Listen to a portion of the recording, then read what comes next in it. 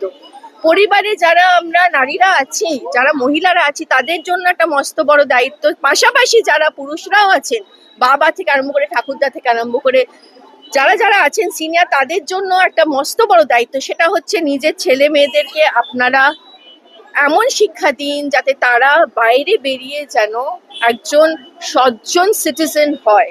বিশেষ করে ছেলেদের ক্ষেত্রে বলছি, ছেলেদেরকে শেখাতে হবে যে নো জেন্ডার ডিসক্রিমিনেশন চলতে পারে না।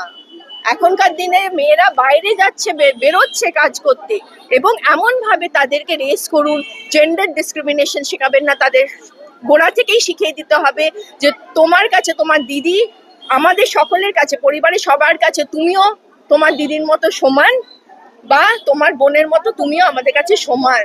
তোমরা সমান, তোমরা কেউ ছেলে বলে তোমাদের কোনো ডানা গজায়নি বাবা। ওই ডানাগুলো এবার ছেলেদেরকে এবার আপনারা ছাড়তে শুরু করুন।